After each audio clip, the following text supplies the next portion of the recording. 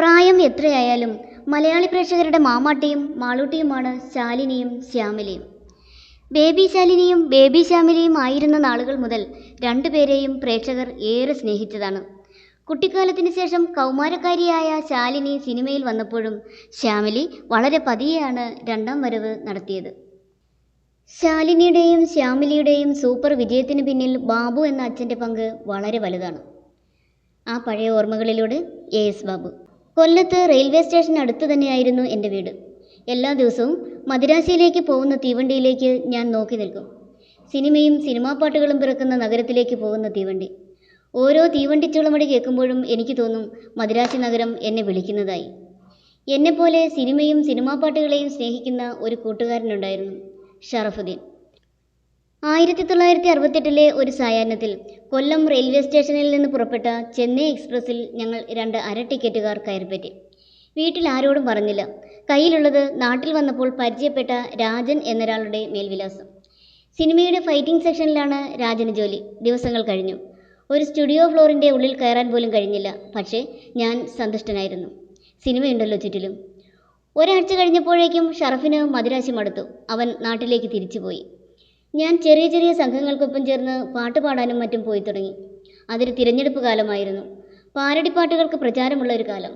തമിഴിലെ ഹിറ്റ് പാട്ടുകൾ രാഷ്ട്രീയ നേതാക്കളുടെ പേരിൽ റെക്കോർഡ് ചെയ്യണം. അങ്ങനെ കുറേ പാട്ടുകൾ പാടാൻ അവസരം ലഭിച്ചു. ചില നാടകങ്ങളിൽ അഭിനയിച്ചു. അതുകൊണ്ട് മാത്രം മുന്നോട്ട് പോവില്ലെന്ന് മനസ്സിലായപ്പോൾ കോടമ്പാക്കത്തെ ഒരു ഫാൻസി ഷോപ്പിൽ ഞാൻ ജോലിക്ക് പോയി തുടങ്ങി. 2 വർഷം കഴിഞ്ഞാണ് ഞാൻ നാട്ടിൽ പോകുന്നത്. അവിടെ എന്നെ കാത്തിരുന്നത് വളരെ വേദനിപ്പിക്കുന്ന ഒരു വാർത്തയായിരുന്നു, അച്ഛൻ്റെ മരണം. ആ മരണവാർത്ത അറിയിക്കാനാവാതെ എൻ്റെ ബന്ധുക്കൾ ഒരുപാട് വിഷമിച്ചിരുന്നു. ഇനി ചെന്നൈയിലേക്ക് പോവേണ്ട എന്ന് എല്ലാവരും പറഞ്ഞു. പക്ഷേ അപ്പോഴേക്കും ഞാൻ ചെന്നൈയെ സ്നേഹിച്ചു തുടങ്ങിയിരുന്നു. എന്തൊക്കെ പ്രയാസങ്ങൾ വന്നാലും നമ്മളൊരു സ്വപ്നവുമായാണ് വരുന്നതെങ്കിൽ നമ്മളെ ചെന്നൈ നഗരം അവിടെ പിടിച്ചു നിർത്തും. ഒന്നുമില്ലാതെ ഈ നഗരത്തിൽ വന്ന് വിജയം കൊയ്തവരുടെ കഥകൾ പറഞ്ഞു തരും ചെന്നൈ. പെരുമ്പൂരിലെ ഒരു വീട്ടിൽ നിന്നും മുഷിഞ്ഞ ഷർട്ടും ധരിച്ച് 15 കിലോമീറ്റർ നടന്ന് ആൽവാർപേട്ടിൽ വന്ന ഒരു ചെറുപ്പക്കാരനുണ്ടായിരുന്നു. സിനിമാക്കാർ താമസിക്കുന്ന പെരുമ്പൂരിലെത്തുമ്പോൾ അവൻ മുഖം കഴുകി കയ്യിൽ കരുതിയിരുന്ന നല്ല ഷർട്ടിടും. പിന്നീട് തമിഴകത്തിൻ്റെ മക്കൾ തിലകമായി മാറിയ MGR ആയിരുന്നു അത്. 6 വർഷം അങ്ങനെ കടന്നുപോയി. ആലീസ് എന്ന പെൺകുട്ടി എൻ്റെ ജീവിതത്തിലേക്ക് കടന്നു വന്നു. ഞങ്ങൾക്ക് റിച്ചാർഡ് എന്ന മകൻ ജനിച്ചു. റിച്ചാർഡ് നല്ല സുന്ദരനായിരുന്നു. അന്ന് ഒരുപാട് പേർ ചോദിച്ചിട്ടുണ്ട്, ഈ കുട്ടിയെ അഭിനയിക്കാൻ വിടാമോ എന്ന്. അന്ന് ഞങ്ങൾ പറഞ്ഞു, അയ്യോ, കുട്ടികളെ എങ്ങനെയാ സിനിമയിൽ വിടുന്നതെന്ന്. റിച്ചാർഡിന് 2 വയസ്സുള്ളപ്പോഴാണ് ശാലിനി ജനിക്കുന്നത്. ഞങ്ങളുടെ ജീവിതം മാറി മറിഞ്ഞത് പെട്ടെന്നാണ്. വീട്ടിലെ ഒരു വലിയ കോഴിയെ ശാലിനി എടുത്തപ്പോൾ ഞാനത് ക്യാമറയിൽ പകർത്തി. ആർക്കും ഇഷ്ടം തോന്നുന്ന ഒരു ചിത്രം. ഞങ്ങൾ വാടകയ്ക്ക് താമസിച്ചിരുന്ന വീടിൻ്റെ ഉടമസ്ഥർക്ക് സിനിമയിൽ പരിചയമുണ്ട്. അവരും ആ ഫോട്ടോയുടെ കോപ്പി വാങ്ങി. ആ ഫോട്ടോ നവോദയയുടെ ഓഫീസിലെത്തി. മാമാട്ടിക്കുട്ടിയമ്മയെ തിരയുകയായിരുന്നു നവോദയ അന്ന്. ഒരു ദിവസം ഞാൻ ജോലി ചെയ്യുന്ന കടയിലേക്ക് നവോദയയുടെ ഓഫീസിൽ നിന്നൊരു ഫോൺ. ഹലോ, ബാബു അല്ലേ? മോളെ ഓഫീസിൽ കൊണ്ടുവരാമോ? ആരെയും ഒറ്റ നിമിഷം കൊണ്ട് കയ്യിലെടുക്കുന്ന മിടുക്കിക്കുട്ടിയാണ് ശാലിനി. നവോദയയുടെ ഓഫീസിൽ ജിജോ ഉണ്ടായിരുന്നു. ആ മുറിയിലേക്ക് ചെന്ന് കയറിയതും ശാലിനി, ഇതെന്തിനാണെങ്കിൽ ഈ തലയിൽ കെട്ട് എന്ന് ചോദിച്ച് ജിജോയുടെ തലയിലെ കെട്ടടിച്ചു മാറ്റി. എത്രയോ കാലമായി അവരെയെല്ലാം പരിചയമുള്ളതുപോലെയാണ് പെരുമാറിയത്. മോളുടെ സംസാരവും കളിയും ചിരിയും കണ്ട് അപ്പോഴേ അവർ ഉറപ്പിച്ചു, ശാലിനിയെ 20 ദിവസം ഞങ്ങളുടെ ഒപ്പം ഉണ്ടാവണം, 4000 രൂപ തരും. ഈ വർഷത്തെ അവാർഡും മോൾക്കായിരിക്കും, അപ്പച്ചൻ പറഞ്ഞു. ഷൂട്ടിങ്ങിന് തലേന്ന് ആലപ്പുഴയിലെത്തുമ്പോഴാണ് ഫാസിലിനെ ആദ്യമായി കാണുന്നത്.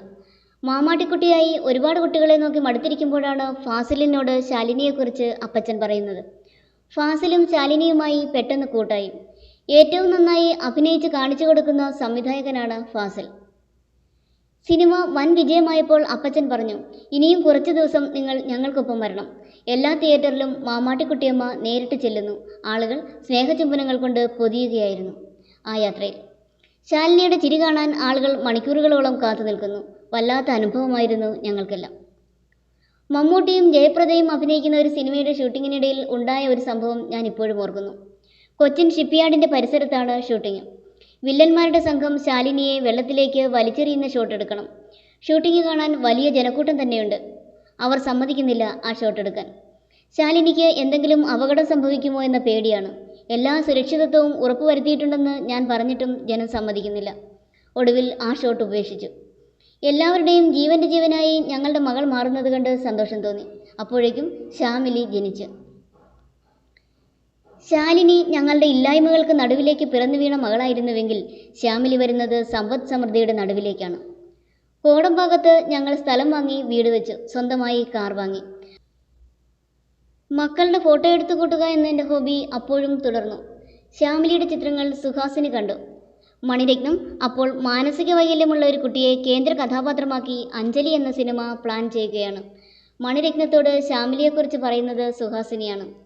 അടുത്ത ദിവസം സുഹാസിനി വിളിച്ചു, പാപ്പാവെ ഒന്ന് വീട്ടിൽ കൊണ്ടുവരാമോ? ശ്യാമിലിക്ക് അന്ന് ഒരുപാട് മുടിയുണ്ട്, നല്ല ചുരുണ്ട മുടി. മണിരത്നം ശ്യാമിലിയുടെ മുടി അഴിച്ചിട്ടു. വീട്ടിലൂടെ അവൾ ഓടി നടന്നു. കഷ്ടിച്ച് 1.5 വയസ്സേ ഉള്ളൂ ശ്യാമിലിക്ക്. മാനസിക വൈകല്യമുള്ള കുട്ടിയായാണ് അഭിനയിക്കേണ്ടത്. മണിരത്നം ഒരു കാസറ്റ് തന്നു. അണ്ണാനഗറിലെ ഒരു അനാഥാലയത്തിൽ കഴിയുന്ന മാനസിക വൈകല്യമുള്ള കുട്ടിയുടെ ദൃശ്യങ്ങൾ. മണിരത്നം പറഞ്ഞു, ഈ കുട്ടി ചെയ്യുന്നതിൻ്റെ പകുതിയെങ്കിലും കിട്ടണം. ഞാൻ ഉറപ്പ് പറഞ്ഞു, 100% ശ്യാമിലി ചെയ്യും. അഞ്ജലിയുടെ ഷൂട്ടിങ്ങിനിടയിലാണ് മാളൂട്ടിയിലേക്ക് ഭരതൻ വിളിക്കുന്നത്. അഞ്ജലിയിൽ ബുദ്ധിമാന്യമുള്ള കുട്ടിയെപ്പോലെ തോന്നിപ്പിക്കാൻ മുഖത്തൊരു ക്ലിപ്പുണ്ട്. അഭിനയ സാധ്യതയുള്ള വേഷമാണ്. മാളൂട്ടിയിലാണെങ്കിൽ ആ കുഴിയിലകപ്പെട്ട ശേഷമുള്ള സീനുകളിൽ മണ്ണും ചെളിയും പ്രാണികളുമെല്ലാം മുഖത്തേക്ക് വന്നു വീഴും. ശ്യാമിലി തെലുങ്കിൽ അഭിനയിച്ച സിനിമകളിൽ കൂടുതലും ദൈവിക സിദ്ധിയുള്ള കുട്ടിയുടെ വേഷമായിരുന്നു മിക്ക സിനിമകളിലും.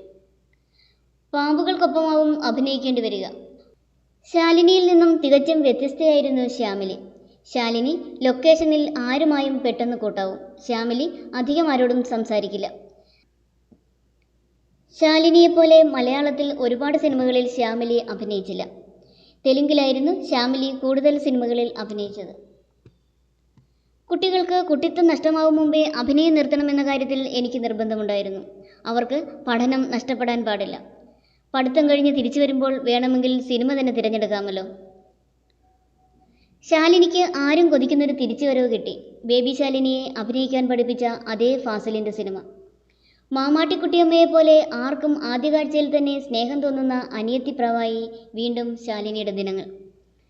സിംഗപ്പൂരിലായിരുന്നു ശ്യാമിലിയുടെ പഠനം പൂർത്തിയാക്കി ശ്യാമിലി വീണ്ടും ഇന്ത്യയിലേക്ക് തിരിച്ചു വന്നിട്ടുണ്ട്. മലയാളത്തിന് ശേഷം തമിഴിലും തെലുങ്കിലും പോയെങ്കിലും സിനിമ ഒരു പ്രൊഫഷനായി ശ്യാമിലി എടുത്തില്ല. മനോഹരമായ ചിത്രങ്ങൾ വരയ്ക്കുന്ന ഒരു കലാകാരി കൂടിയാണ് ശ്യാമിലി. ഈ പെയിൻറ്റിങ്ങുകൾ ഇടയ്ക്കിടെ ഇൻസ്റ്റഗ്രാം വഴി പങ്കുവയ്ക്കാറുമുണ്ട്.